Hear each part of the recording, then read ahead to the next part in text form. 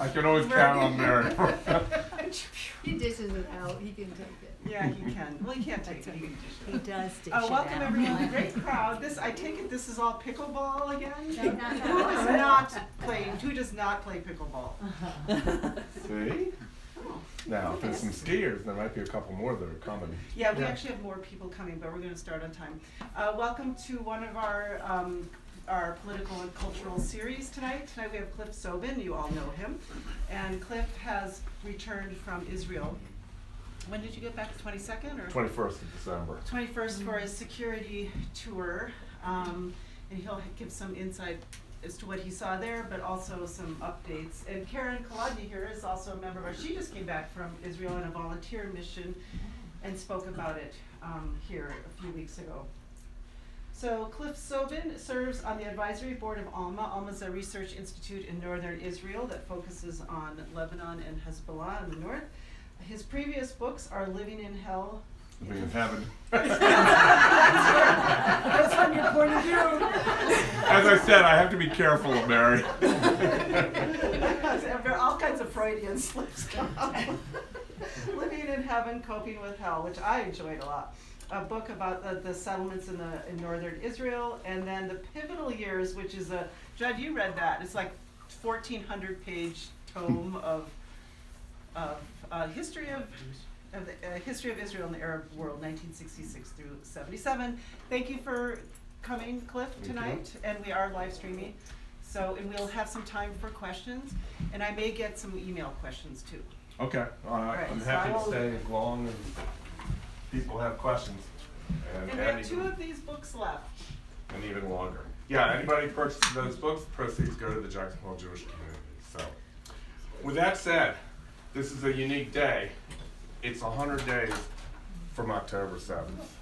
It's 100 days from, frankly, from my perspective, the world changed. 100 days from when anti-Semitism, which was, for the most part, hidden in many places, reared its head. 100 days from when the Middle East changed, from when there was almost peace between Israel and Saudi Arabia to an unknown right now. 100 days that has had profound change within Israel.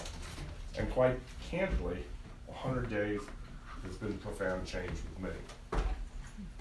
All this is to a large extent the fault of Hamas, but it's also Hezbollah and it's also Iran. So let's make sure we know what we're talking about.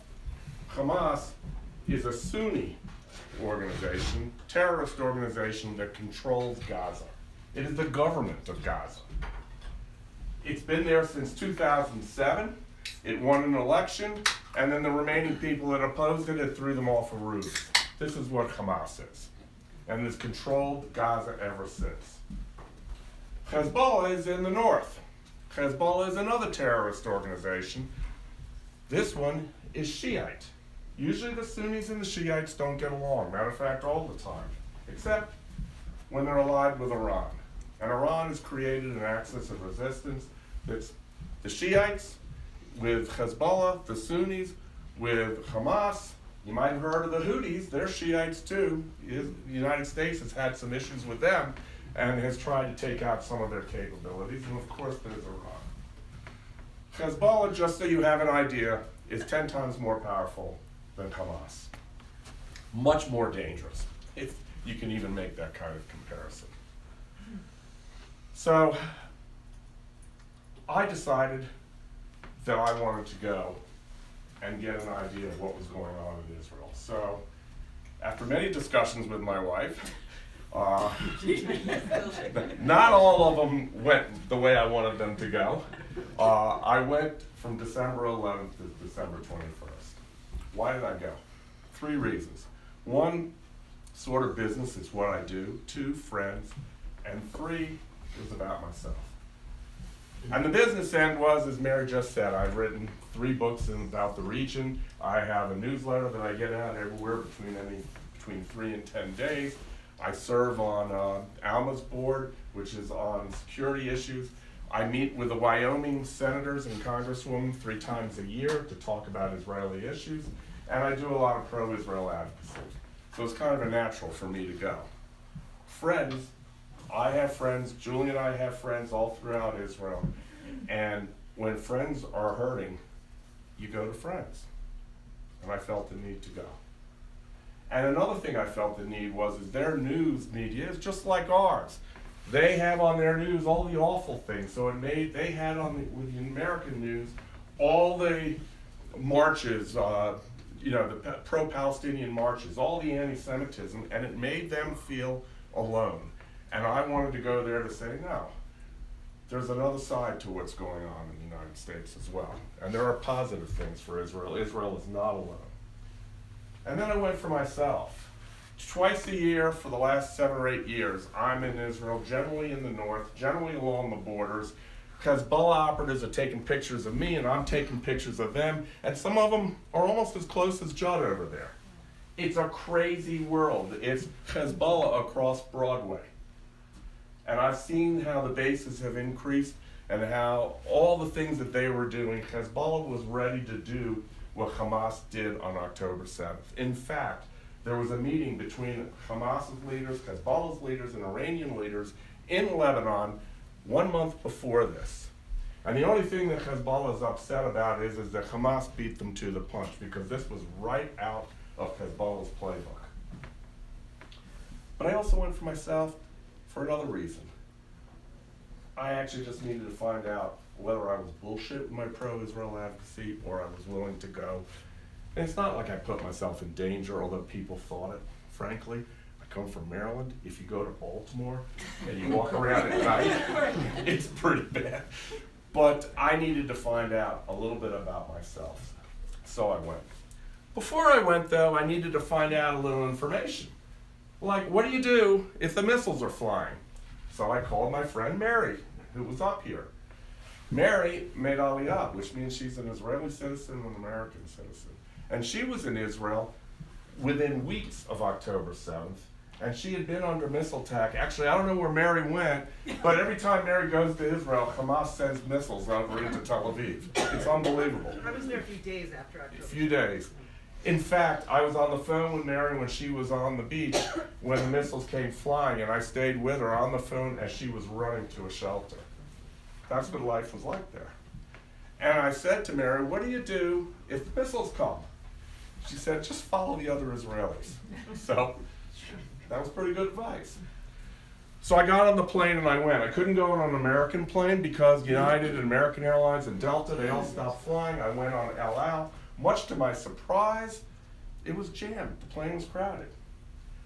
And we came in, and I was thinking one thing, which honestly I hadn't told you until tonight. This is your surprise. I had read a week before that another plane had been landing, and there were some rockets that had come in over Ben Gurion, and that's the name of the airport. So I was looking out the window, kind of on alert for that. And what did I see? Lightning bolt. Air to ground. It turned out we were landing in a thunderstorm at Ben Gurion Airport. And this is no lie, as my plane landed, probably a quarter or a half mile to the right, we've got one pilot in the audience, there was a lightning bolt that hit the ground and was in the middle of a thunderstorm. I said, okay, this is starting well. And so I walked through Ben Gurion. How many people here have been to Israel, have been in the airport? Okay. So you know it's a pretty crowded airport. Not that day. My first greeting to Israel, I didn't know if I could use the slide projector or not, so I apologize for this. Signs for the shelter. So I didn't have to follow the Israelis, I had an arrow. This was Ben Gurion Airport, which is usually jammed with people. There was nobody here, and lined up along there are pictures of the hostages. And you see that all throughout Israel. It's a reminder. I went through customs. There was nobody, and by the way, you're free to look at these later on. I was number 2 in the line of customs, which never happens, and I was through. Inside the airport, all the stores closed down. Everything's closed down, no tourism. I get in my car, and I drive the 30 minutes to my hotel in Tel Aviv with a thunderstorm all around me. Now, when I talked to Mary, she hadn't told me how to differentiate between lightning bolts and thunderclaps and rockets. So it was an interesting drive going to the hotel, but I got there. That night, actually not that night because it was raining, the next night and walking around, I want to give you an idea of what I saw in Tel Aviv. Now, Tel Aviv is it's the New York of the region. It's a great city, and usually crowded and bustling. Well, there were still older people, there were still women, there were still children. Who was missing? All the military-age men. 350,000 had been called up. In a nation of 9 million, that's a big chunk of the population. A lot of the stores have been closed, and what really struck me, and I didn't take a picture of it, on every bench on Dizengoff Street, which is one of the most crowded streets in Tel Aviv, was a huge stuffed animal, maybe 6 feet on each bench, sitting there slumped over with blood stains. It's the reminder of what happened on October 7th. And the mood there is somber. I can't tell you never see a smile, but you definitely see a difference. So I met with about 20 different experts, and I am not going to go through all the different experts that I met with. But I want to talk about 2 who I met with on the first day. These are people I'd interviewed in my prior books, people I knew, and so forth. One of them is Miri Eisen. Miri came from California, moved to Israel as a teenager. She was a colonel in intelligence in the IDF, Israel Defense Forces, and she became the spokesperson, the head spokesperson for the IDF between 2006 and 2008. Some of you might remember there was another war, the Second Lebanon War, that occurred then. And since I was in the middle of writing a book, which I stopped, and I have to researching and recontinue soon on information war, how information war is used, I wanted to meet with Miri. She's now the director of counterterrorism at Reichman University. Did I say Mary? I meant Miri. So I went up and met with her, and I just want to give you an idea of the difficulty of being a spokesperson. 3 things I wanted to talk about. One is, who is your audience? Well, I'm having a hard enough time. Jewish community, pickleball, ski, and other people I don't know. She's on television, and she still does it now as a volunteer for the IDF. When you're on an audience talking to Westerners, they're looking for one thing. But that same video goes to an Arab audience. That same video goes to an Israeli audience. And they're looking and listening for different things. I'm going to give you an example. Abu Ghraib, remember that when we went into Iraq and what happened there? And it had a huge impact on America. Well, about 2 months ago, there were pictures that got out about a bunch of Hamas terrorists surrendering to the IDF, and they were in their underwear. And I'm looking at it and going, oh, geez. Israel does such a shitty job of fighting its information war. Why are these pictures getting out? Why is it happening? Well, what Miri explained to me is this was awful for an American audience. For an Israeli audience, it was confirmation that their fighting is working. And for an Arab audience, it was humiliation, which could lead to more surrenders. So what's bad for one is good for another and is okay for this. It's 3 different audiences. Another thing was, she told me, is the problem of confirming information that the newscaster doesn't know. For example, the newscaster might say, in a 5-minute interview, you gotta understand how it works. It's not all like clockwork. They're sitting there for like an hour waiting for CNN or BBC or whomever to bring them in to talk. And in 5 minutes, the newscaster is putting their bias in, and they're saying something like, well, you know, it's terrible, all the people that are dying in Gaza, or it's terrible, the 500 that died at the hospital that turned out to be a Hamas missile. And don't you agree? And blah, blah, blah. And in the way that the words would be said by the BBC person, it's an accusatory sentence. And if the person responding is not careful, they're confirming what hasn't been confirmed. So they have to reframe the question, which is incredibly difficult, depending on whether the person's a native American English speaker or a British one, or somebody like my friend Jonathan Conricus, who comes from Sweden, and he speaks great English, but it's a second language.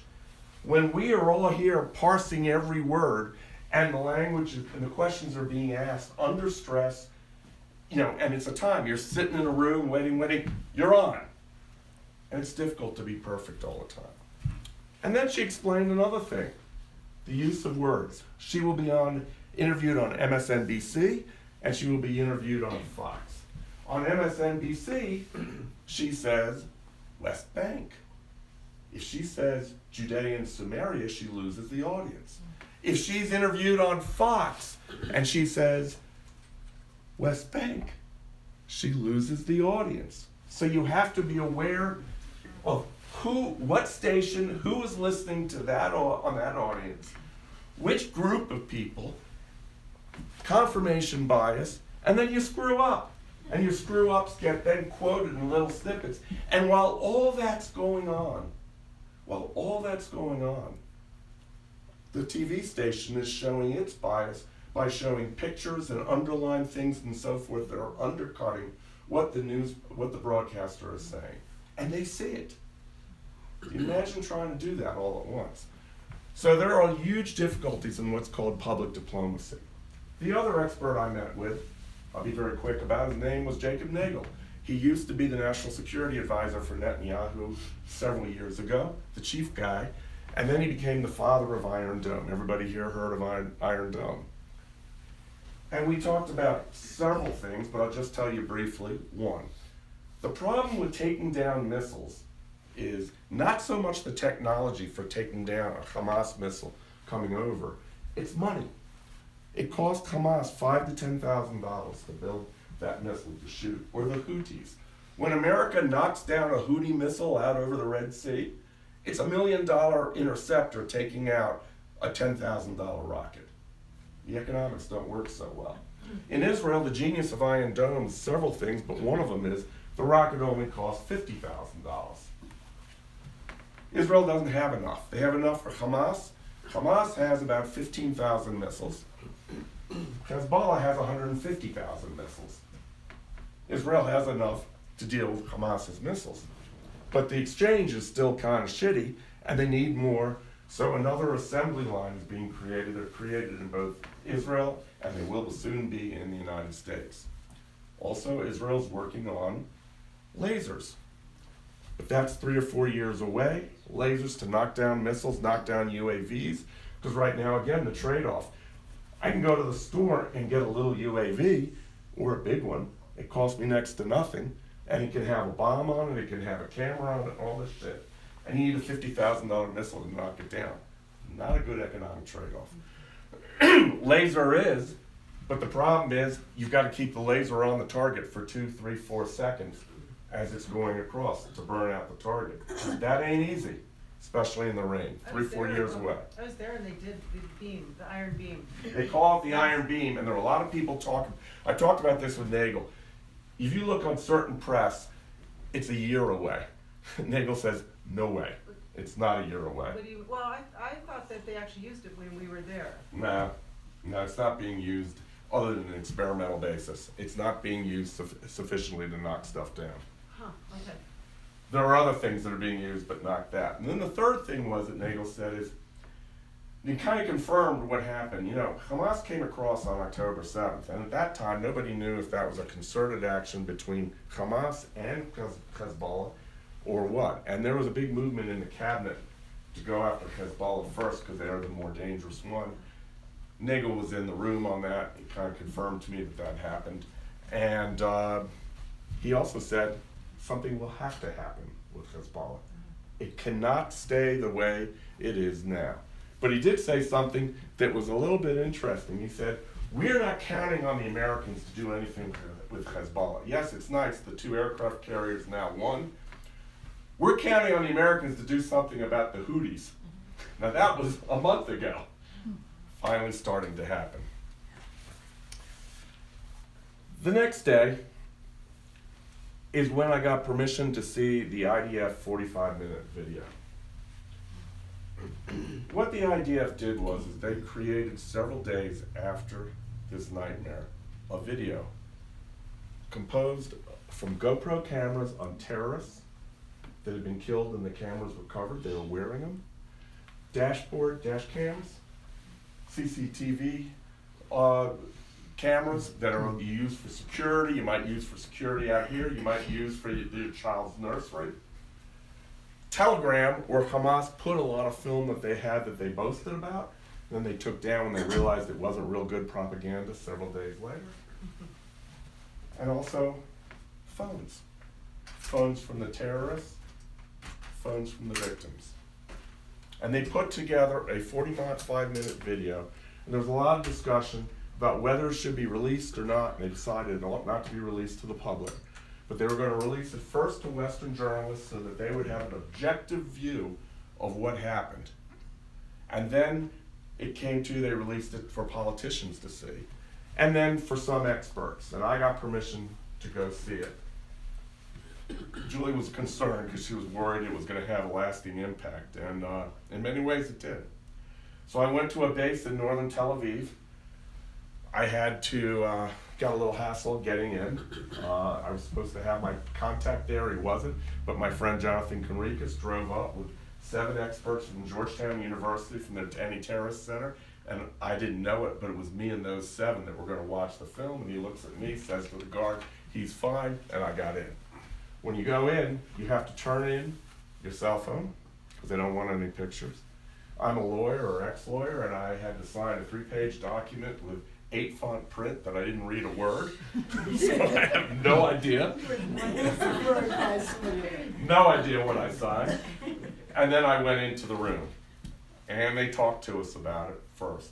We were seeing version number 17. As more video came in, I was given an opportunity to, that's the one that I saw. On it, I'm going to tell you what it is I saw when the room went dark and the video started, and there was no sound from voiceovers. All there was a sound of what was going on the screen were translations for date and time and translating either Hebrew or Arabic to English. A whole lot of Allahu Akbar. I will tell you, I did not see any of the rapes. It was not clear whether they had video of it, but they were not going to show it. But they started the film. And it's important to me, and I'm sorry to do this to you, but I need to tell you what I saw in that film, and I'm going to list it out. And the reason I need to tell you is because intellectually we all know what happened. We read about all kinds of horrors, but there's a difference between an intellectual knowledge and a gut knowledge. This knowledge fades, other knowledge goes. This doesn't go away. Well, this really doesn't go away. But this doesn't go away. So what did I see? That day, 2,000 terrorists came in, and then another 1,000 followed on from Gaza. That it wasn't clear if they were connected with Hamas or not. But the 2,000 that came in clearly were. I saw them leaving Gaza, cheered by thousands that didn't come. I'm not going to tell you every person in Gaza is complicit, but I'm going to tell you not everyone is innocent either. They came across the fences, they blew through. All you hear is Allahu Akbar, praise to God. And they're coming into the villages. And these are the things I saw. Bodies so badly burned you couldn't recognize them. Hold on, I gotta get out. Okay, I understand. Call me when you're done. I will. She may tell you at some point why it is that she has to get out, and I understand it. Skulls misshapen, flaking, ground into the ground, so you could barely see them. I saw another instance where there were 2 boys. Well, you may have seen it, that was shown on some news here. They were running for their shelter, their safe room. All Israeli homes in more modern construction have to have a safe room so you are safe from missile attack. They're not designed to protect from people coming in. But on this day, the father and the 2 went to the safe room. He was carrying one, the other went with him. They ran into the safe room in 3 or 4 seconds, come running in a terrorist, has a hand grenade, throws it in. There's an explosion. A couple seconds pass. The 2 boys come running out, probably at the age of my grandchildren, 7 and 9. The father didn't move. He clearly had jumped on the grenade. The next thing you see is another security camera showing them in the kitchen, bleeding. One of them saying he can't see. The other one saying, why am I alive? Why am I alive? And then you see the terrorist walk in. Terrorist doesn't kill the boys.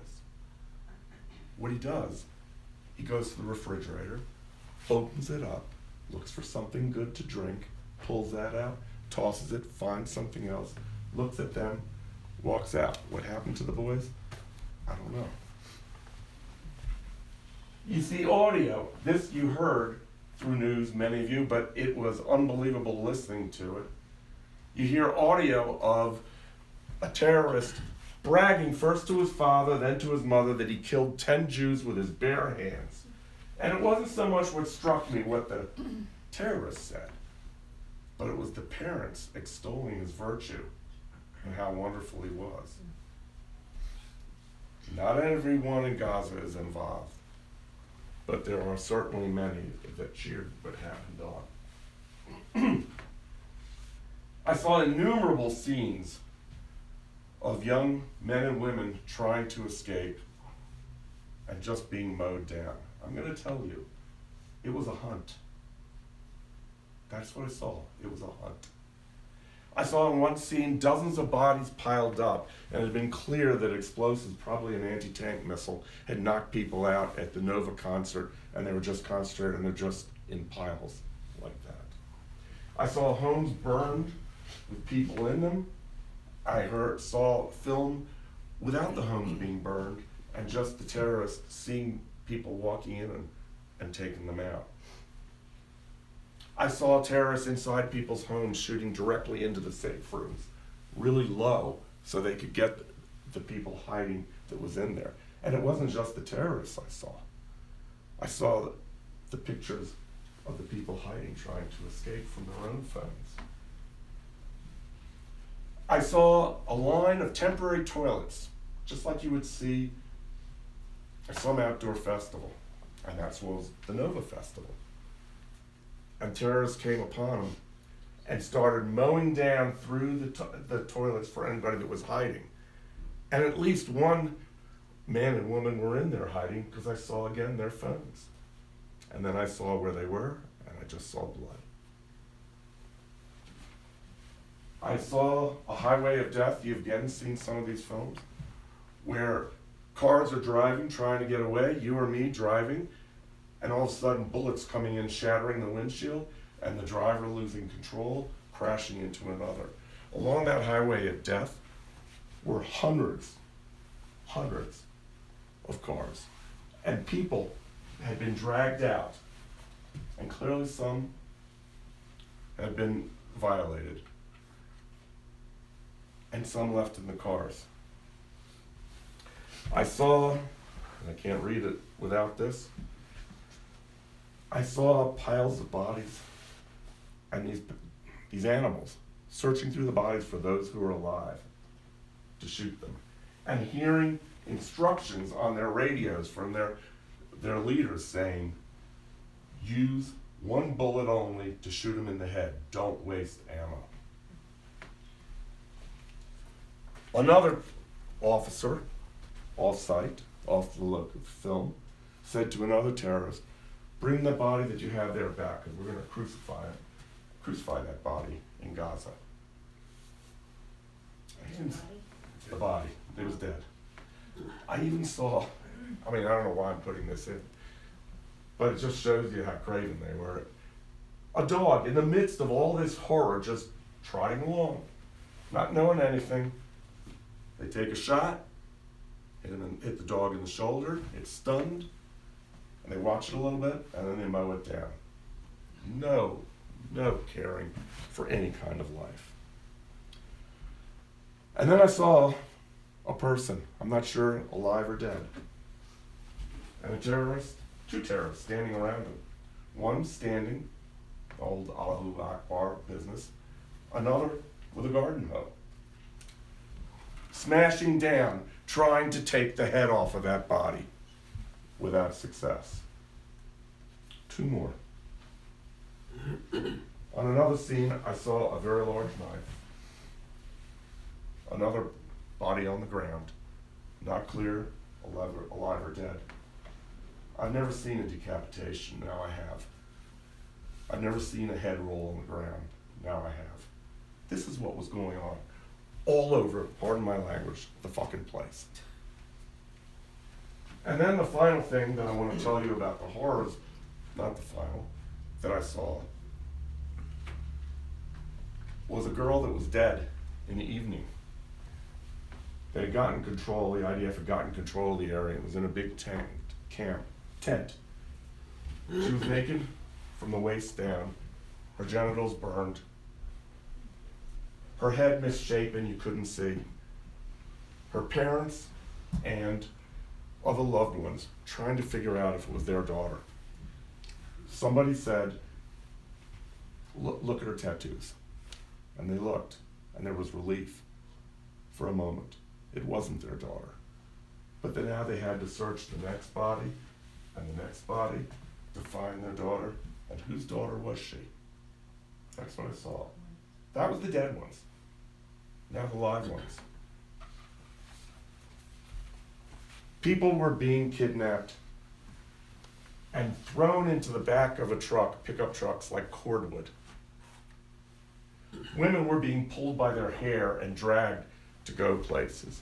Women were half naked being taken into Gaza through cheering streets with people sitting astride them. And the cheering in Gaza got to me because there were 3 or 4 scenes of that.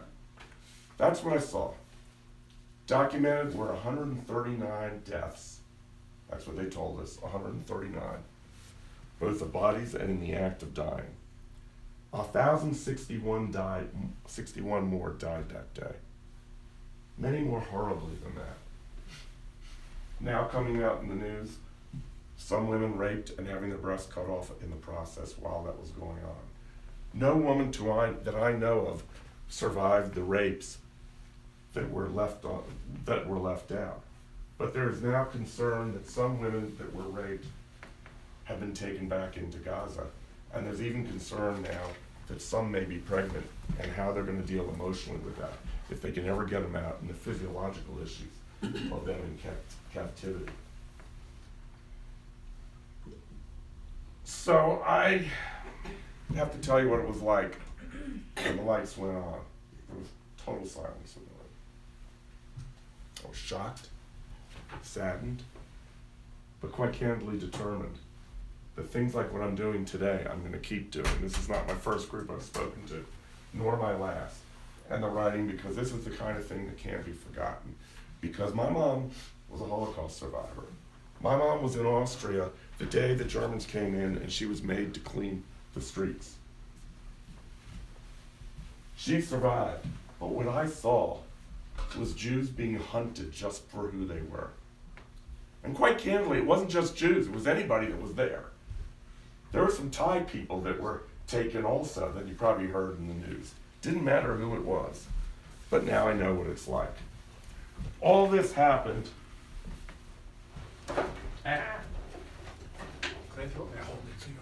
Yeah, if you can hold that up.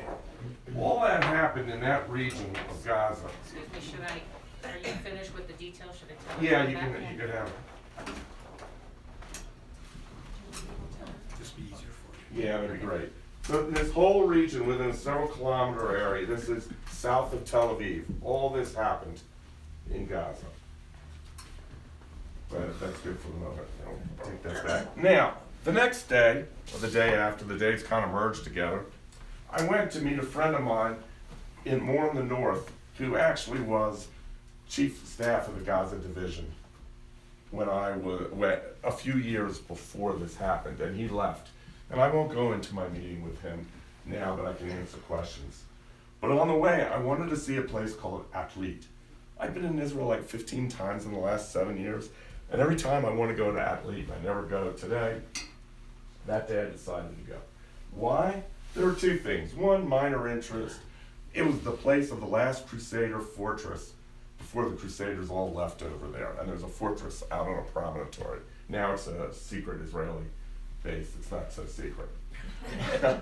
But the other was, there was a refugee camp that I will call a concentration camp that was built by the British in 1938. Why? Because Jews were trying to escape Europe before the war, and there was a limit as to how many Jews could come into Israel. So England was intercepting them, placing them in these camps. And then after the war, there were more Jews trying to leave. They were concentration camp survivors. So I wanted to see Atlit. Now, there were no tourists, so I was the only tourist that was at Atlit. So they were all over me over there, and talking to. This is what a camp looked like. They separated the men from the women, and they could have thousands of people would live there at any one time. They were eventually moved to Cyprus. These are people desperate. They had just come out of the concentration camps. Here's where they go. But this is what really got me. Anybody know what this is? What do you think this is? It's not a great picture, but over here. Gas chamber? Not gas chamber, but showers. What the British did was they deloused all the people that came in off the boats. They had to strip, they had to shower, wearing new clothes. Can you imagine doing this to concentration camp survivors? Can you imagine it? This is what Atlit, and this is a reminder why Israel's needed. Israel was created as part of a Zionist dream to find a safe place for Jews.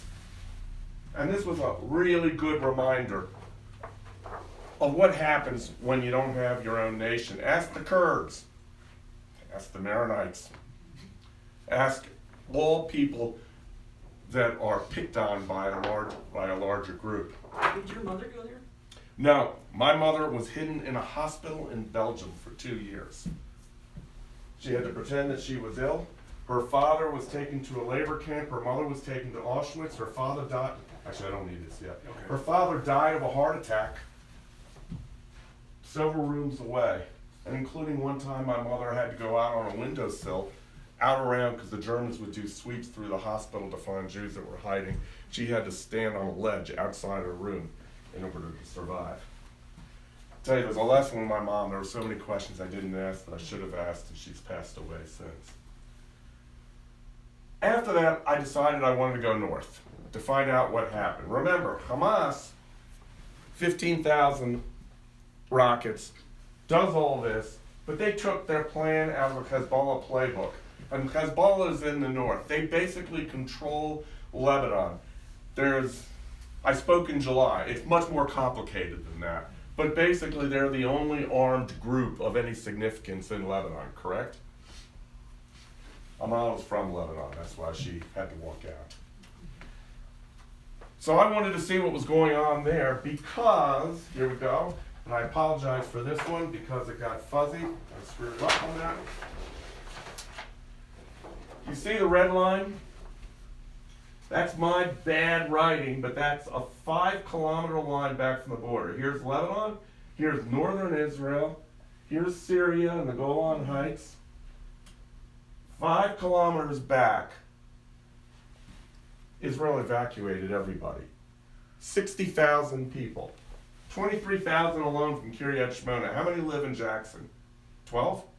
Something like that. Whole county's 22. Whole county. So the whole county evacuated. So I wanted to find out what was going on. I'm going to let you rest for a little bit and we'll come back to this. So I wanted to find out what was going on. Actually, I can do this part. So I met with 2 mayors.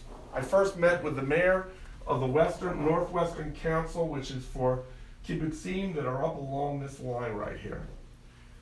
And while we met, and I met with his assistants, artillery was going off because Israeli artillery was outside firing back at Hezbollah when Hezbollah would fire missiles.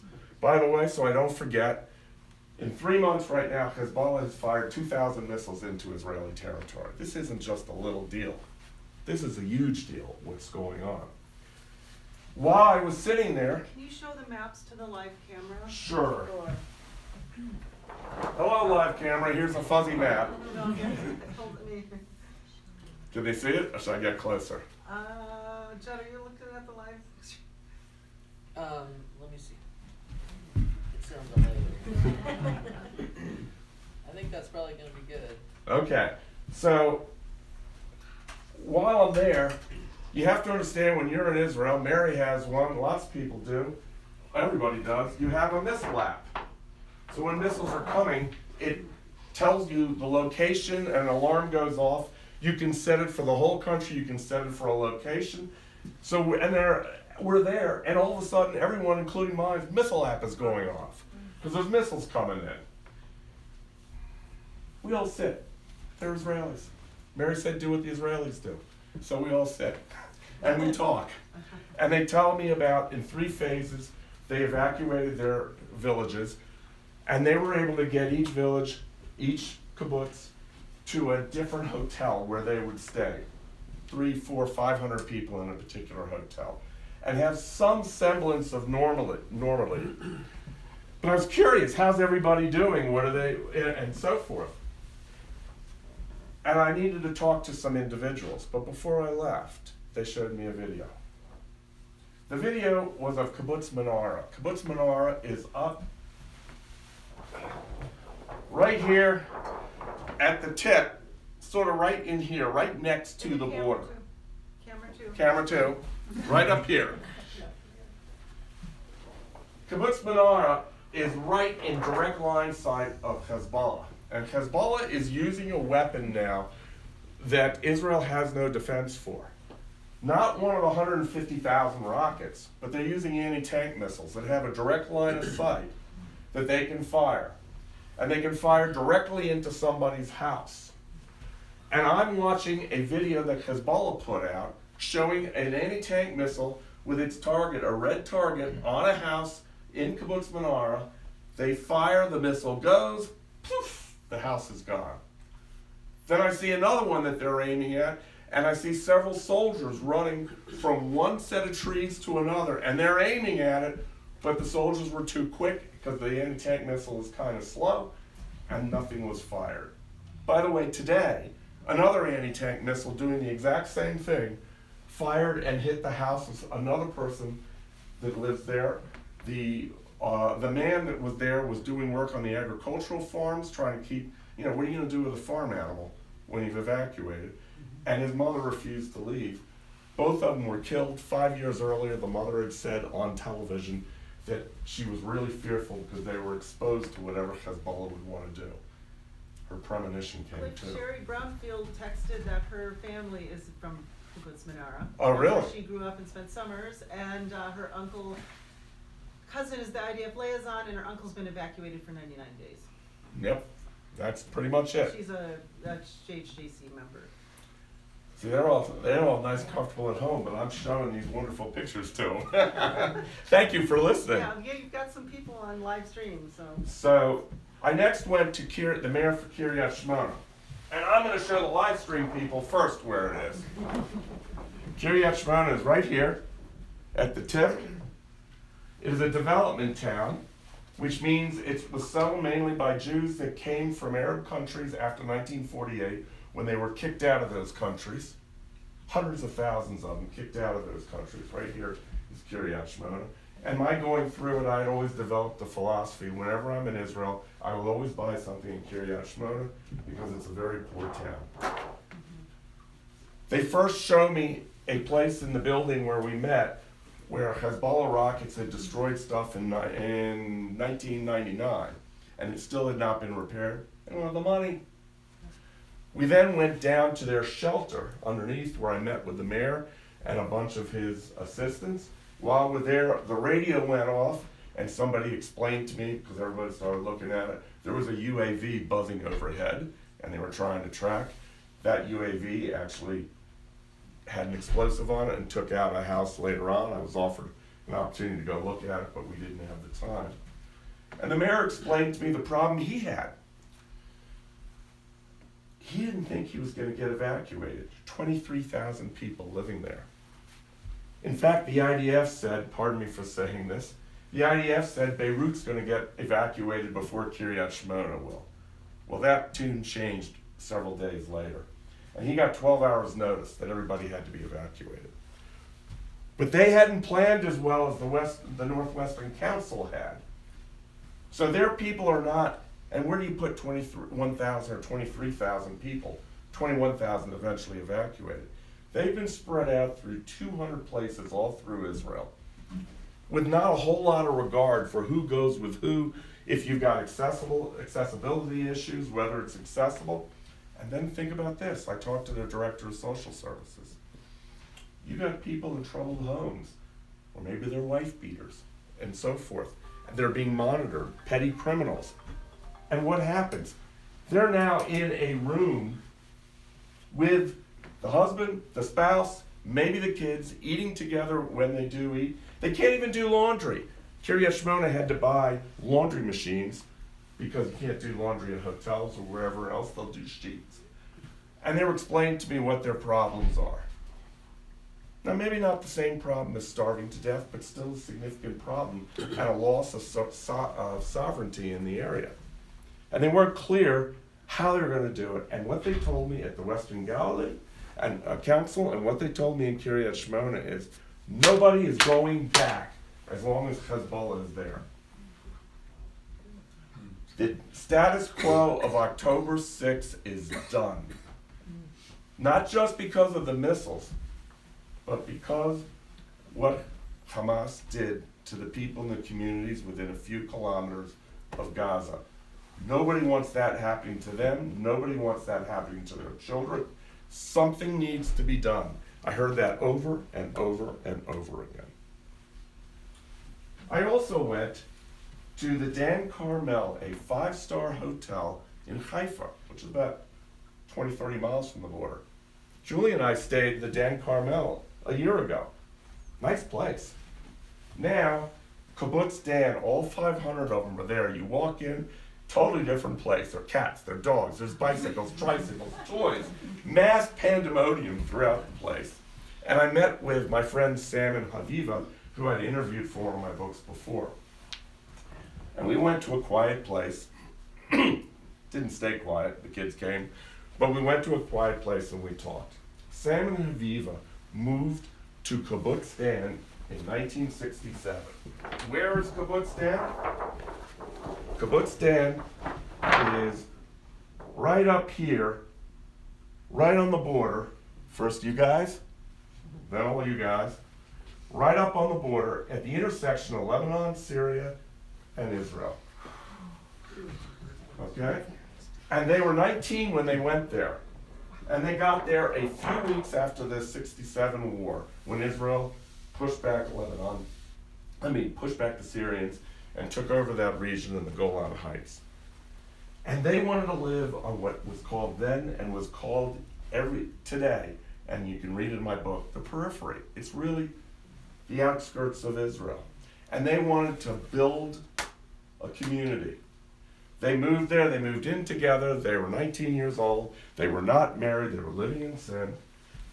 And one day, the kibbutz manager came to him and said, listen, Haviva, actually to Haviva, said, Haviva, 3 other couples are gonna get married. We can save money if you ever wanna get married, now's the time, so we'll do all 4 couples. This is what a kibbutz was like in those days. And Haviva went to Samuel and Samuel agreed. So she asked him, there's a whole debate, but trust me, she was right. In any event, I met with them and we talked about how the people were doing. Think about kids, yanked out of school, not too far after COVID. For the first couple weeks, no school. Then for a couple weeks, they tried to do schooling with people from the community. And then finally, Haifa agreed to allow their kids into the school system. Their elementary school age kids were in their own classroom, but the middle school and the high school kids assimilated into the high schools and so forth of Haifa. But when are they coming back? They don't know.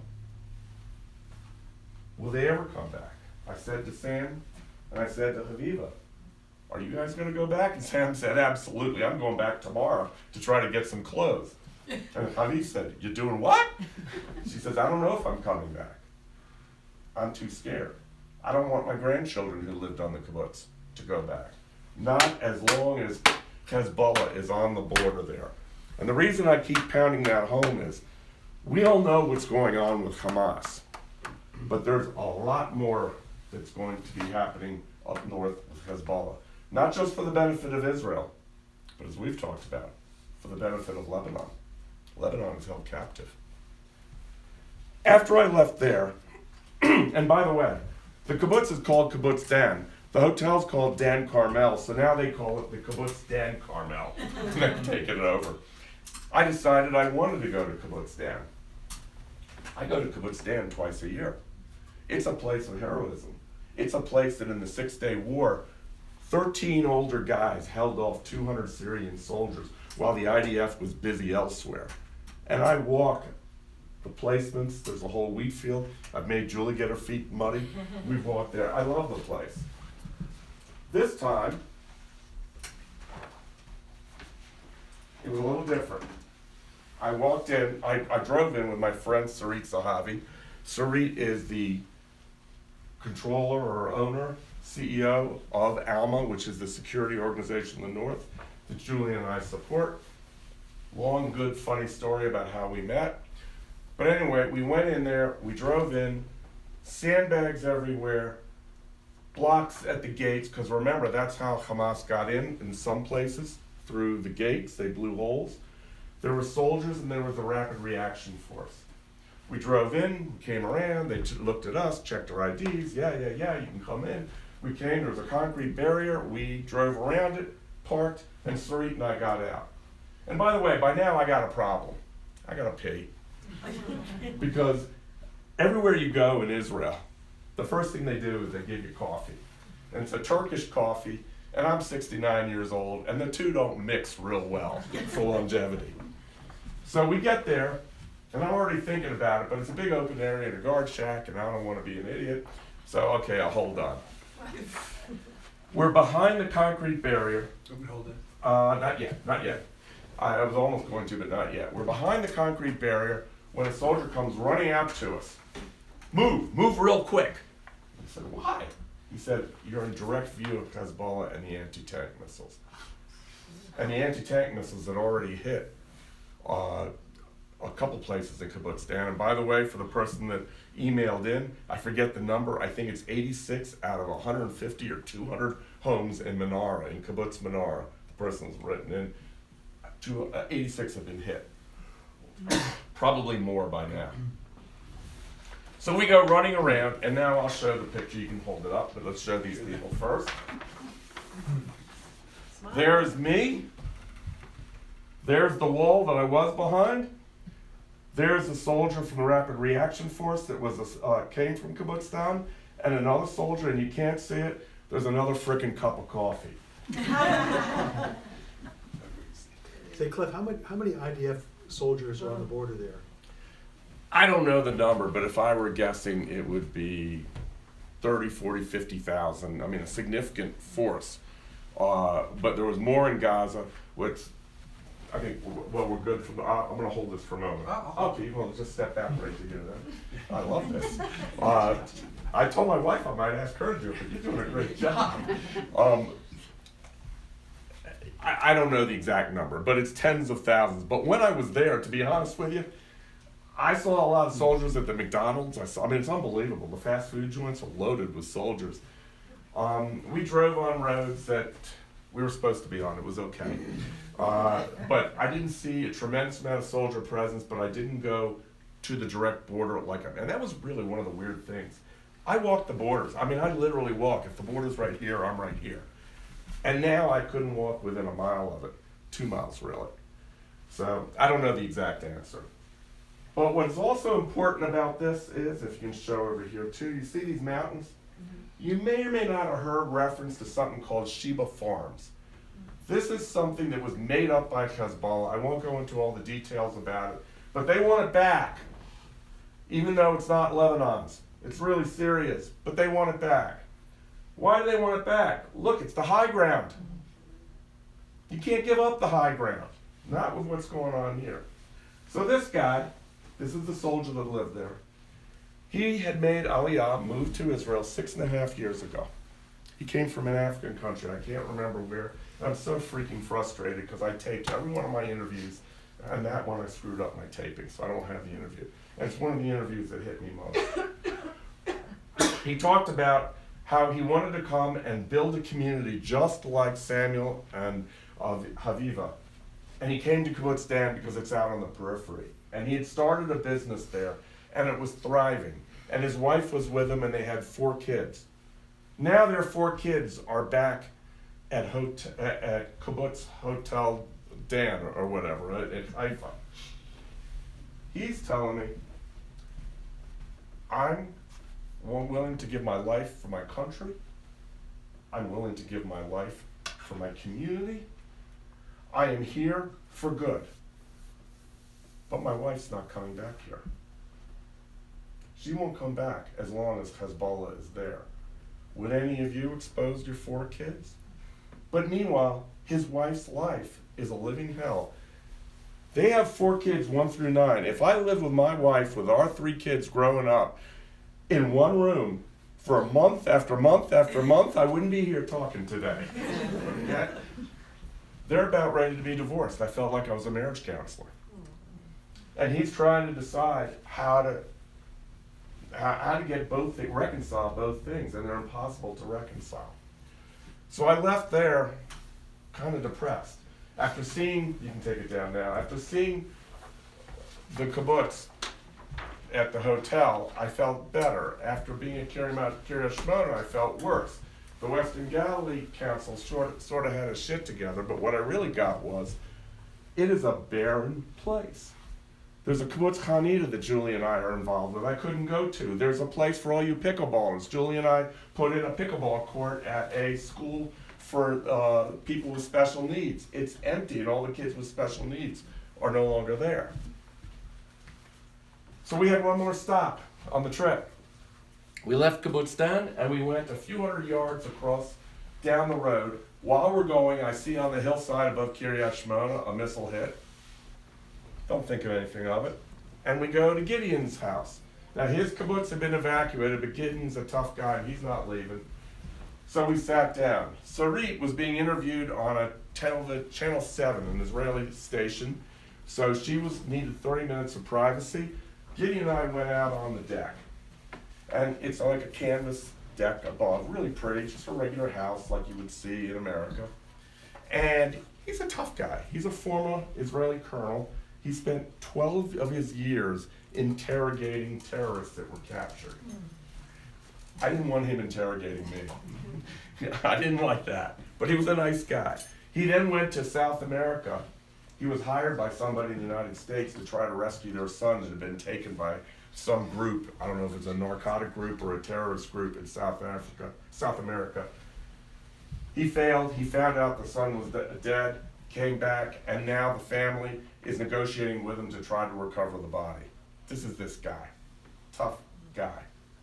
So I'm interviewing about things in the north, same thing, your wife doesn't want to come back, he doesn't want to leave, the same thing, and I'm recording it. It's going along when all of a sudden, boom! Just like that. Boom!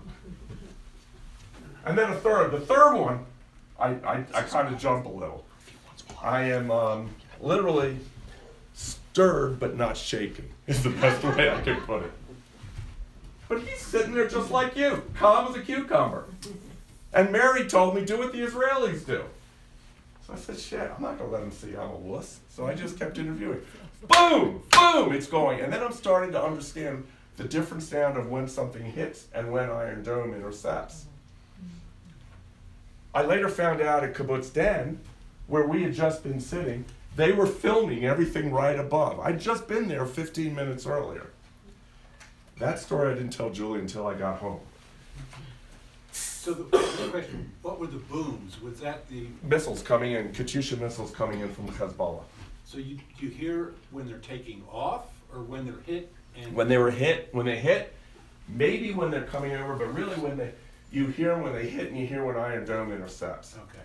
And Iron Dome doesn't intercept all of them. They only intercept the ones that are heading for where where the people are. Okay. Now, I had a day half day I went hiking. This is a side story. I went hiking with a friend and took the day off from going around. And I knew the day before that missiles had come from Gaza over to Jerusalem and the path was right where we were. So I said to my friend, his name was Guy, I said, You don't need to make me feel better, but I'm assuming if Iron Dome sees a missile coming and it's landing right here, they don't give a shit. He said, you're right. I have a couple recordings of Iron Dome not intercepting versus intercepting, if anyone wants to hear after. Okay, There's great. There's a difference. I'd love to have you forward that to me. So, we go through about 20 of these. Our interview ends. Sarit and I get into the car. And we're getting ready to go into the car. And this tough guy says to the two of us, I wouldn't take the road back to Kiryat Shmona over here. We were here, right by Kibbutz Dan, and there's a road that goes here. Sometimes the IDF closes it right now, sometimes it doesn't. He says, don't take the road back to Kiryat Shmona. There might be more missiles coming. Take the back road heading south before we come over to this area, Rosh Pina. So we did. So I got a little feel for what it's like to have missiles flying. Mary knows very well what it's like to have missiles flying. The next day, and you may or may not want to leave, depending on what you hear. The next day, I got special permission from the IDF to go to one of the kibbutzim that were overrun at outside of Gaza. It was called Kfar Aza. It's right here, for those on live stream. Right here. You can see where Gaza is. You see how close Kfar Aza is. There were approximately 900 people living there. They had a 3-year waiting list for people to move in.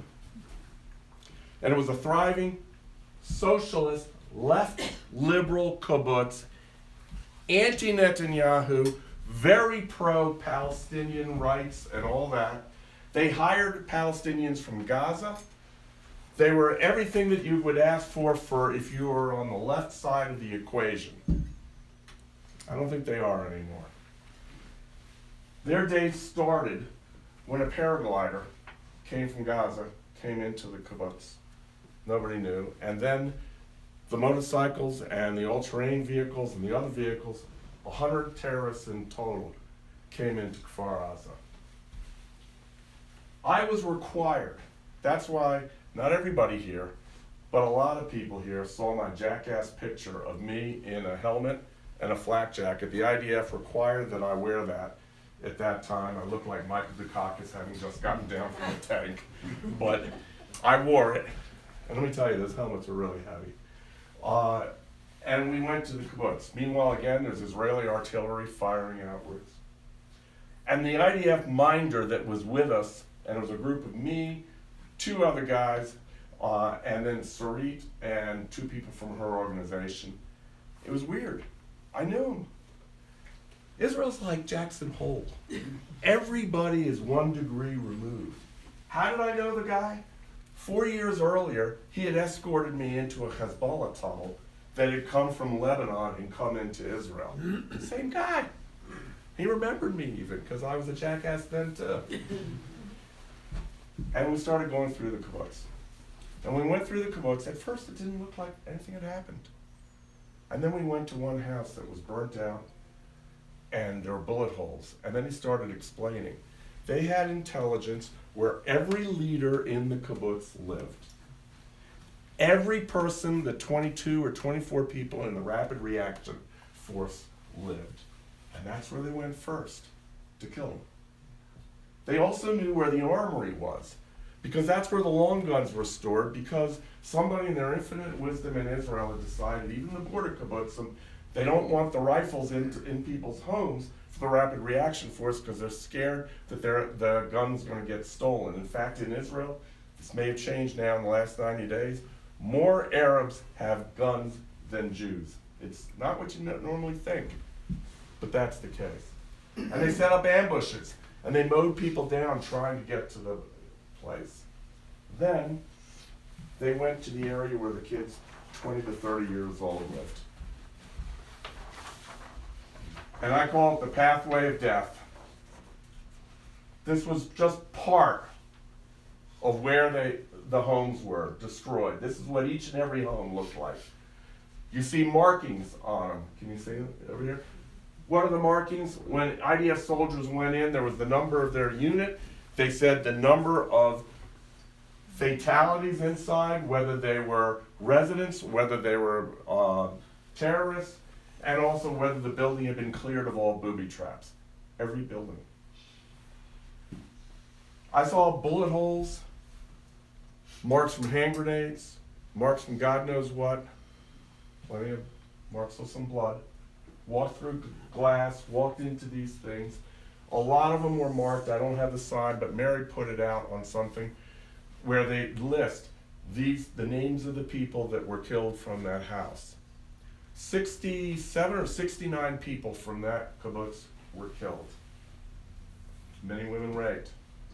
19 were taken captive and taken back, including 2, you may have heard the news, where the IDF accidentally killed 3 captives. 2 of them came from this row right here. I was at their homes.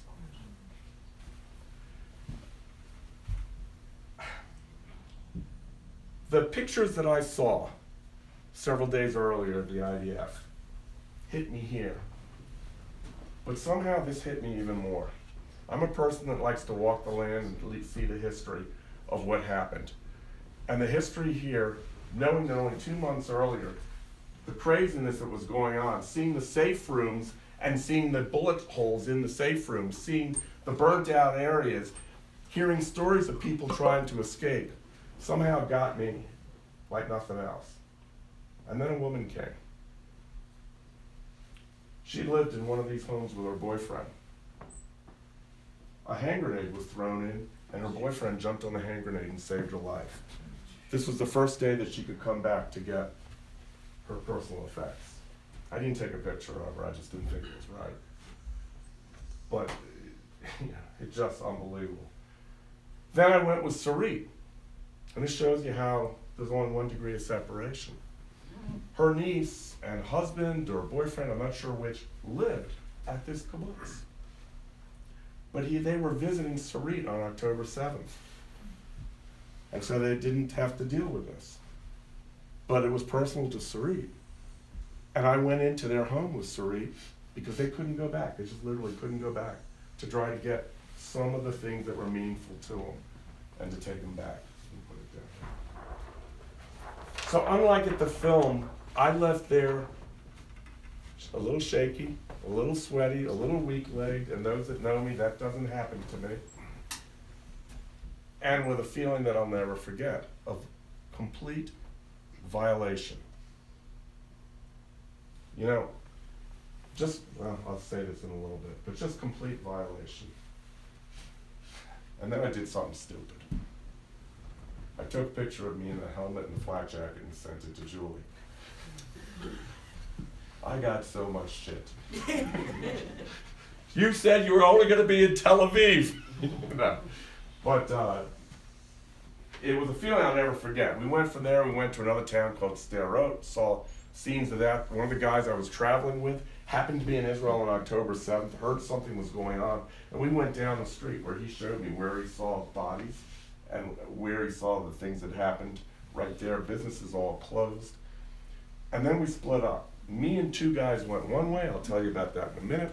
Sarit and her people went back up north to where she lives. It was a 2-hour drive. I went against my wishes. I had a vegetarian dinner, that sucked. Then I went to what is again a not so secret IDF base. And I want to tell you about this. At this base, there was a big base. It was about 5-10 miles from Gaza, and then a little base. It was a special forces base. It was a reconnaissance unit base. And I was being brought there. I didn't realize it until I got there. Was to try to fund something for them. Because here was the problem they had. They have their reconnaissance, and they needed drones. Now, I can't tell you about the drone that actually Julie and I funded. I had to sign an NDA for that. And they showed me some things. But I'm going to tell you about what else was funded, because I think it is so important for what our views are, what are going on with Gaza, and whether there's genocide, and whether there's all this other stuff that's happening there. They didn't have the money that they needed from the IDF for all sorts of things, but they had special needs. They had to be able to go into these homes in Gaza and clear the homes, and you don't want to kill civilians. And they came upon this thing of buying commercial drones that cost about $2,000 or $3,000. So the guy I was with, he thought we were going for those drones. It turned out we were being asked to go for something else, but to be used up in Lebanon, which has made me happy. But what these drones would do, imagine this. You got a guy up to 400 feet away. He's got a controller, and he can control the drone. And what the drone does, it flies through a doorway for each house, and it looks for booby traps, it looks for civilians, it looks for hostages, and it looks for bad guys. Because do you want to go run through each house with a gun and get mowed down? No. Now these drones get mowed down, that's why they needed to keep replacing them. How big is it? Yeah, how big? That's it, not big. Wait, that's Not big huge. For a doorway? No. I mean the drones itself, like this. And it had a camera on it. Yeah. That's it. And they're flying it through, and they're clearing out. Meanwhile, there are 4, 5, 6 guys at a 360 degree with a gun looking down alleyways, looking at doors, looking at windows, because the drone operator's got his head down and he's stationary, and you don't want a bad guy to pop up and take a shot. If all they find are bad guys with the drones, well, then you take it out with the building, that particular building out with explosives. Why go in there and lose a guy in order to kill a guy? But if they don't see anything, they still got to clear the house. They don't go through the doorway because they're still not certain that they've gotten the booby traps out. So they blow a hole in the side of the wall, like right about here where the swans are. Are they swans? I don't know. And they come in through there. How long do you think it takes to clear a house? Somebody guess. Is it full or not of people? They don't know. It's really fast. All right? If they know what they're doing. Yep. Well, they know what they're doing. Yeah. This is badass reconnaissance teams. 4 to 8 hours. 4 to 8 hours to clear, to make sure that there are no booby traps, and also no tunnel shafts. Because the problem is, you miss a tunnel shaft and you move on to the next house, a guy pops up behind you. In fact, they told me a story about one larger building. It took 2 days. And only near the end of the second day did they find the tunnel shaft. And they all freaked out because they said somebody can pop up behind. So imagine how long it takes to clear a city street filled with buildings. I know you're Google checking me, but I'm telling you, that's what it was. All right? I know my man right there. I've known him for a long time. I've taken him to a steak dinner. I know he's Google checking me. But the bottom line is, if you want to know why it's taking so long to clear Gaza, it's because of what they're doing. It's not just to save IDF lives, it's to save civilian lives. And it takes forever.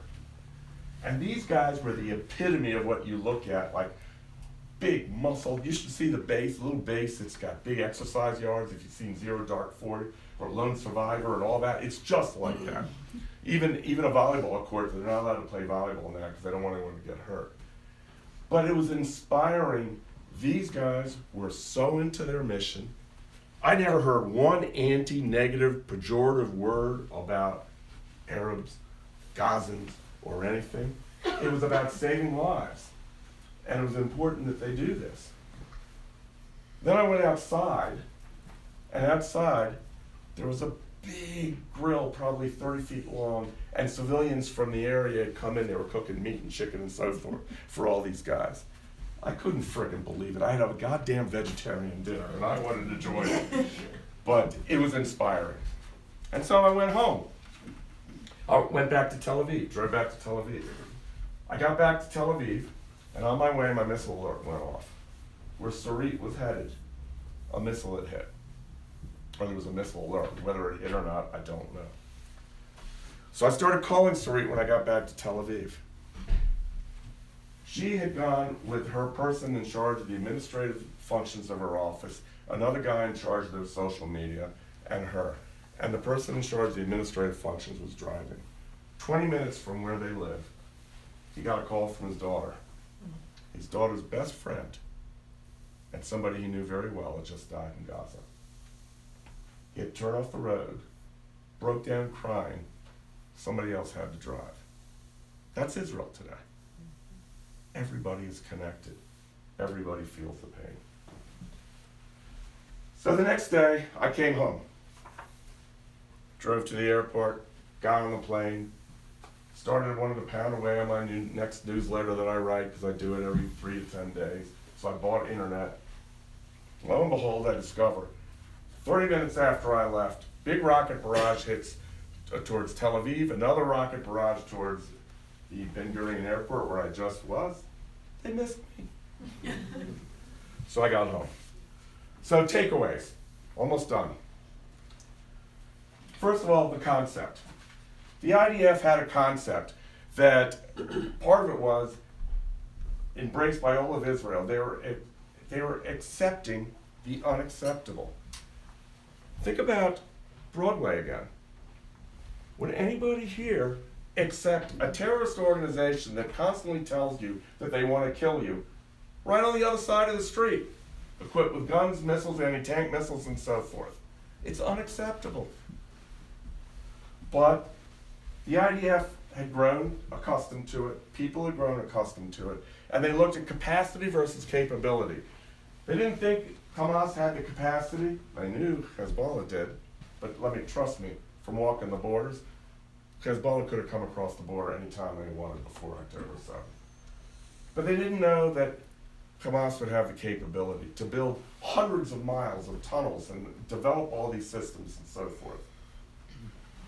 And they had faulty assumptions. They thought the attack was going to be, they were ready for an attack, but they thought 3 or 4 places, tens of people, not 60 or 90, whatever the number was, with thousands of people.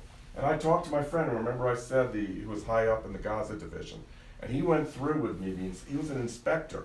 He said, we were ready for what we expected. We were not ready for what we didn't think of. And he faults himself. Civilians. As I said earlier, Israel is created on a Zionist view of a safe place for Jews. It's not safe. What does that do to your society when a mom and a dad can't defend their children in their own home, when they're powerless, when terrorists come across? And they thought the IDF could keep them safe. And what is the one thing that unites all of society there? It is never going to happen again that we are going to allow terrorists to live on our borders. If they do, people will leave, and it will be the end of Israel. So, Israel's united. Hamas cannot win. I talked to an expert about a Hamas win. If one Hamas leader survives inside of Gaza, that will be considered by the populace, the region, the terrorists around, as a victory. It cannot be allowed to happen because it will beget more. In fact, Hamas says, we're going to do this again and again and again. They cannot allow a Hamas victory. The IDF soldiers' morale, soaring. I talked to so many different soldiers, and they are, as opposed to other things, this is their home. They are angry about it. They are going to defend their nation.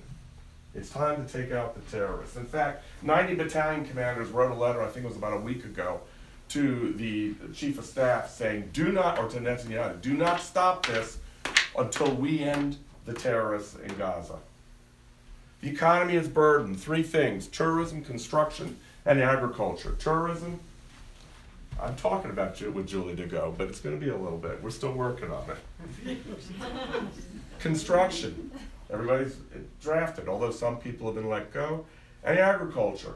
Agriculture is based a lot on people from, say, Thailand, etc., but also Palestinians that were allowed in to work. That's not happening. In fact, there's a place now, which we talked about today, about going to work on agricultural farms to replace the workers that aren't there, to go for a week or 2 to pick fruit. I did that when I was 17. We did it. That's what we did. You did that too. I was up at Mayan Baruch. No, I mean, we did it in Oh, that's where you December. just went. Yeah. So it's kind of fun if you don't fall off the ladder if it's a high fruit tree. It's not the missiles, I think, that have had the biggest impact. It's the atrocities. They've learned to live with missiles to some extent, but not the atrocities. And I hate to say this, and I think you would agree with me. Hezbollah has won the first round up in the north. They have moved 60,000 people out of their homes, shut down an economy, made it a barren wasteland. 20 to 40,000 others have left even past where there was an evacuation. That has to be reversed, and Israel is united to push Hezbollah back. How will that happen? First, I will tell you, something is going to happen soon. But how will that happen? I don't see any way other than through active means. It cannot happen through diplomacy, even though Hochstein, who's an American mediator sent by President Biden, is there trying to do it. Why will it not happen? Because in southern Lebanon there are, how many towns? 200 Shiite towns. Hezbollah is never leaving. And they create a society where they have control of those towns. And even if the Radwan force, which was specially trained to do exactly what Hamas did, but numbers many more, agrees to go back a few kilometers, it is meaningless. What does it mean to go back to Wilson if you can come back right away over here? Diplomacy is not going to work. Hezbollah is not going to give up its control. They're going to have to be pushed back. And don't even think about the United Nations. No country is going to put soldiers in to enforce a deal. There has been a deal since 2006 with UNIFIL, Resolution 1701. In 2006, Hezbollah had 14 to 15,000 missiles at the beginning of the 2006 war, probably 4,000 or 5,000. Now they have 150,000. In 2006, they didn't have tunnels all through the border, massive ones. I was in one, as I said, like Hamas, but more, on steroids. Now it's all over. The United Nations force did diddly squat. In fact, Hezbollah killed United Nations force soldiers, and as a result, they don't want to get involved. I don't blame them. You want to fight if you're from Fiji? There are Fijians there. You want to get killed fighting for Resolution 1701? It's not going to happen. So what am I going to ask your takeaways and ask for you to do? First thing I want you to understand, the regard for human life there, among the terrorists, the jihadi terrorists, the Sunnis, the Shiites under Iran control, is not our regard for human life. They use and abuse human life. We sanctify it. It's a very difficult battle to fight. And what we think is reasonable is not reasonable, it's sucker over there. Second thing, all this stuff that's going on, it's not just that Israel is fighting for itself. It's fighting for us. If we allow if Israel allows human shields to end the rooting out of terror, what do you think's going to happen with terrorists? A light bulb goes off. Human shields work.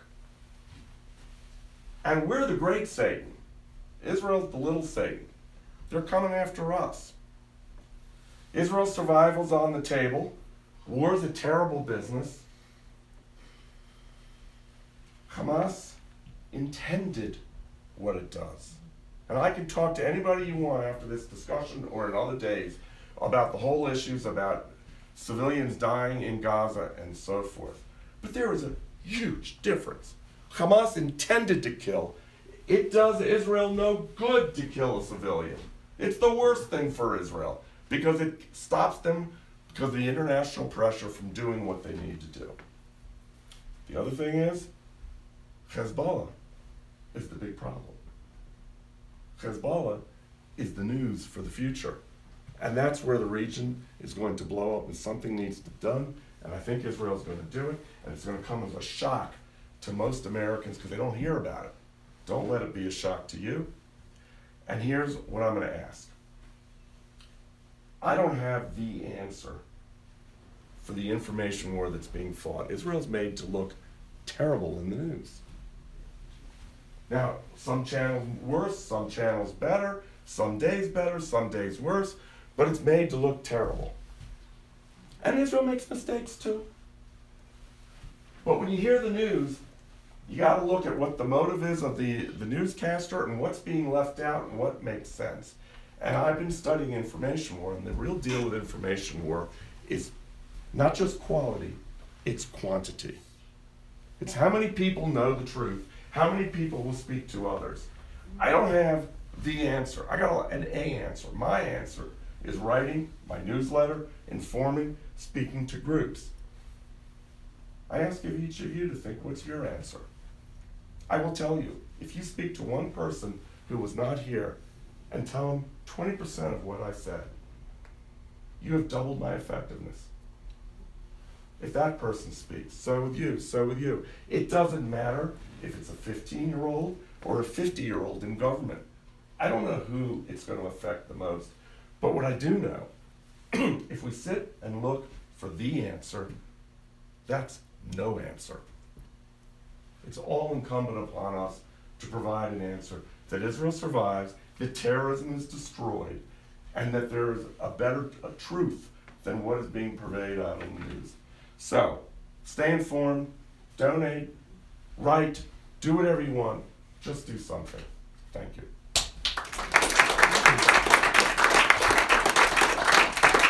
And convince my wife that we can go back in the next couple months.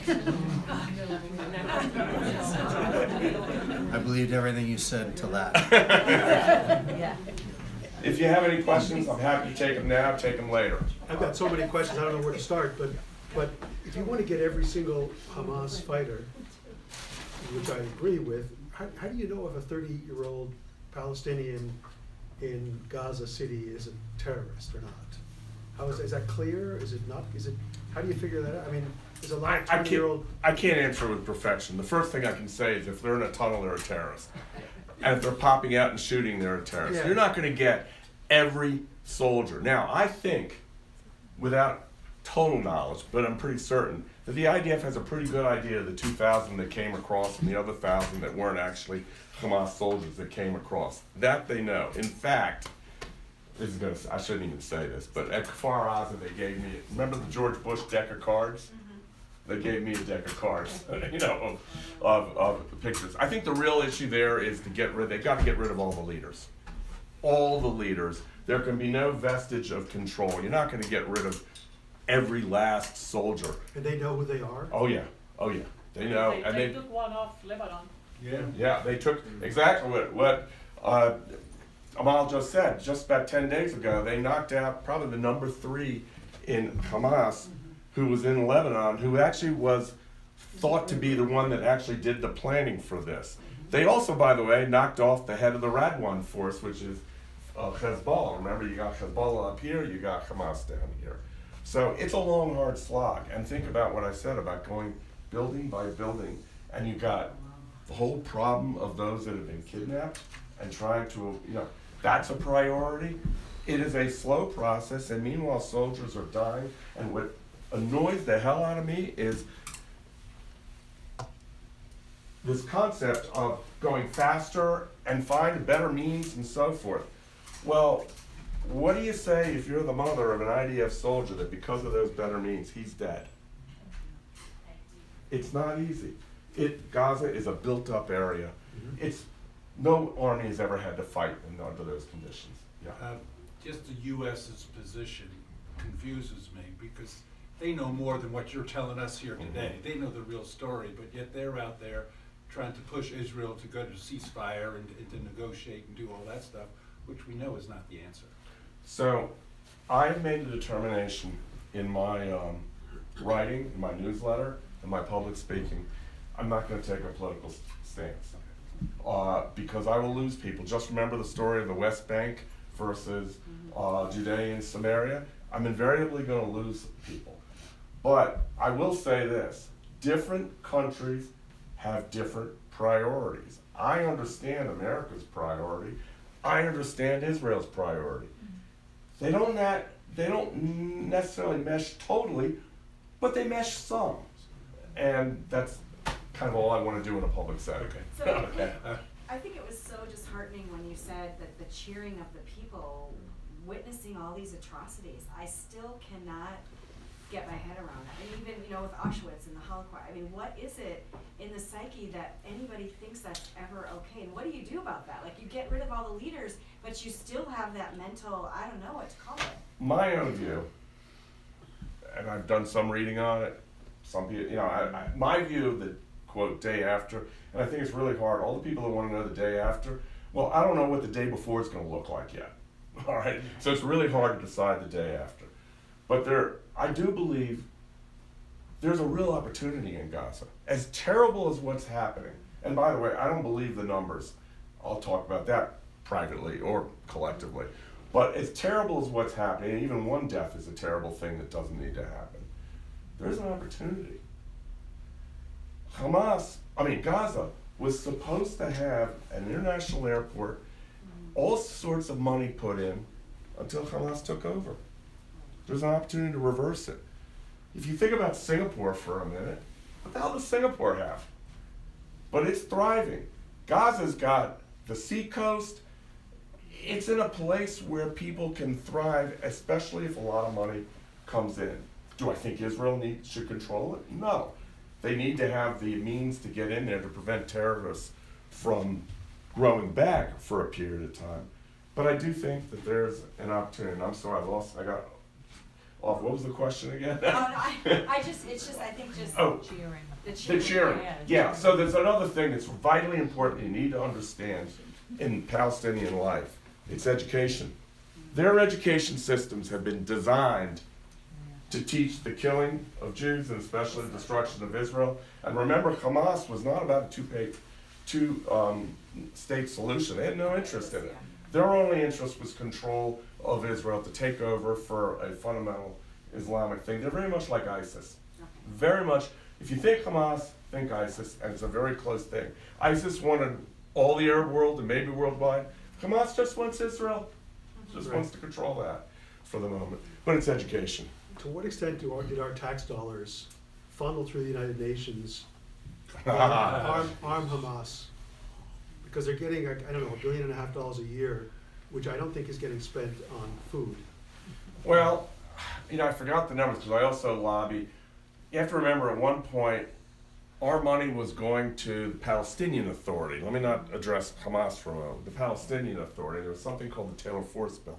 The bottom line is, money was going to the authority, and the authority to this day pays the family of terrorists that have been killed trying to kill Israelis, or they're in Israeli jails. And I just read, I cannot confirm with 100%, but I just read the other day something that shocked me, that the Palestinian Authority, who a lot of people think should now have a function in controlling, are now offering to pay for some of the dead terrorists of Hamas from post-October 7, pay the families of that.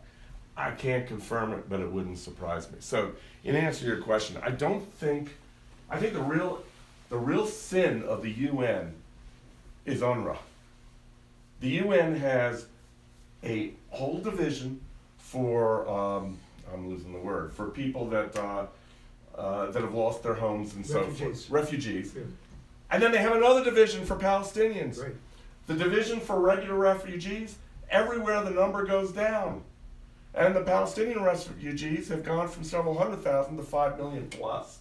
Because the definition of a refugee is anybody that's ever been related to somebody that was in Palestine. And what did UNRWA do? They set up school systems inside Gaza, and a lot of people were employed, and a lot of those school systems and the education, all of it, was run by Hamas.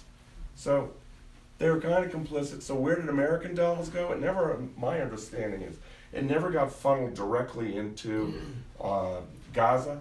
It was more from Qatar that the money came in to Gaza. And I think it was a mistake of Israel that allowed the money to come in. I mean, Israel made mistakes.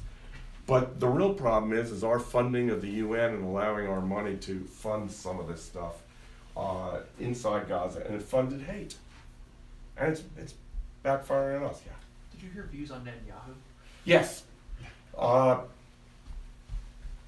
I would say 30 to 40, and this I just talked to Sarit yesterday, anticipating that question.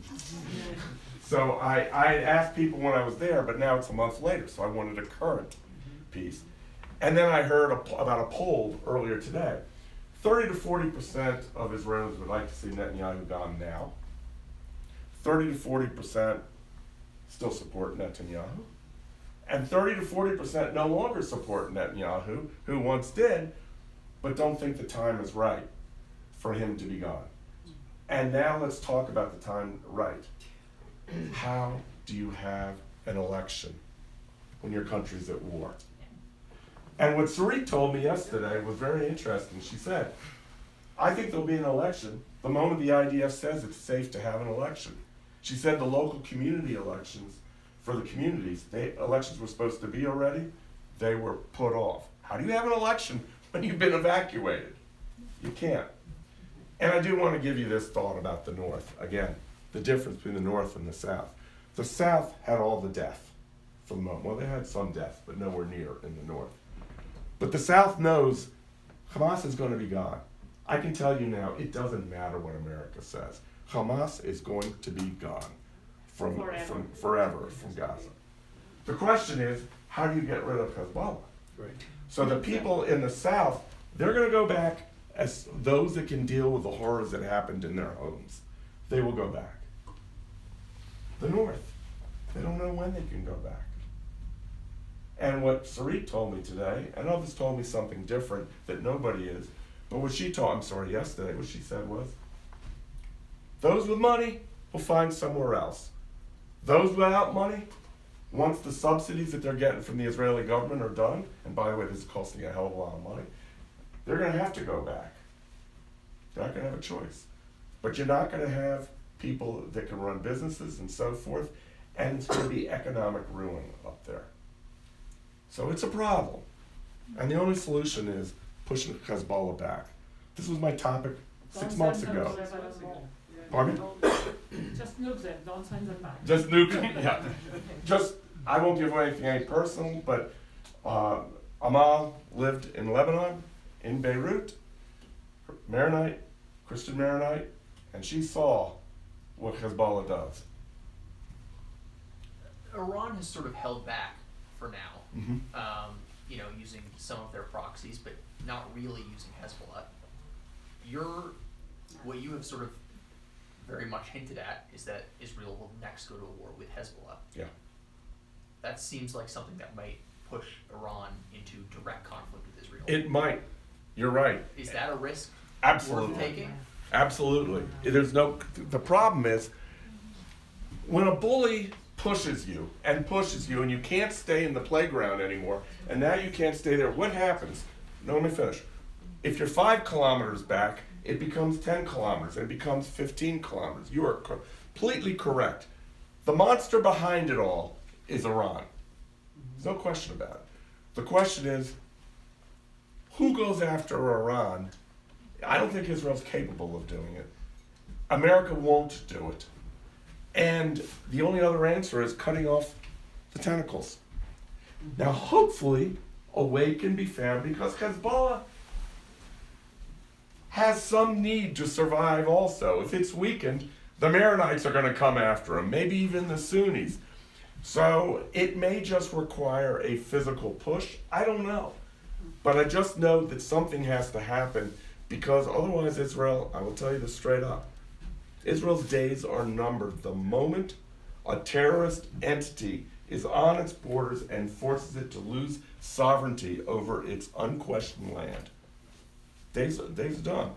They have kicked the can down the road for 15 years, since 2006. I had arguments with experts there, including Sarit. I said, we don't want war. I said, we don't have a choice. The monster grows. That's what happens in the Middle East. I'm happy to talk to you all day long about that. I may not convince you. My goal, by the way, with people that don't agree with me, is not to change your mind to agree with me, to have a kumbaya. I just want 10 or 15% thought that you're starting to think about it. That's like with my kids. If I tell my kids one thing, they're going to tell me no. 3 months later, they'll agree with me, but it's their idea. I'm happy with that. Okay. Any other questions? Well, thank you. Thank you all. I hope I didn't put you to sleep. I went longer than I intended to, not for me, but for you. Just a quick announcement, Yeah. on February 22nd, we are probably one of the first in the country to show a documentary called Supernova. It's the raw footage from the Nova Music Festival. And it's being edited right now. It's gonna premiere February 19th at a film festival. It's not gonna be fun. It's gonna be pretty traumatic, but that will be at the library. Let me give a big plug for Mary on this. This is something that she is literally, was on it from the first moment you could do it, and is day one. This is a big, Yeah. in a terrible way, coup It's for. very short, it's only 50 minutes long. But we're showing 3 screenings at the library, so be on the lookout for it.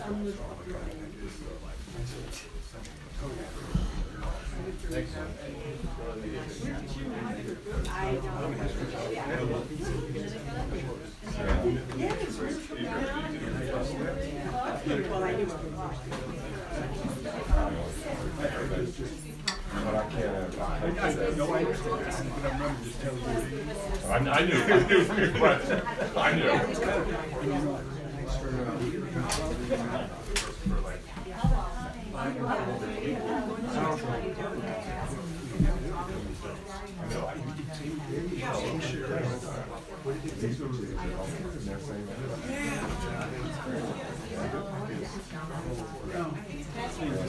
Absolutely.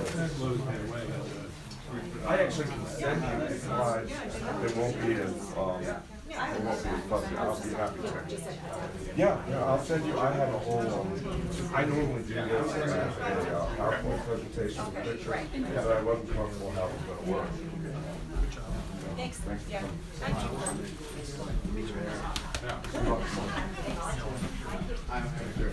You want me to take dinner?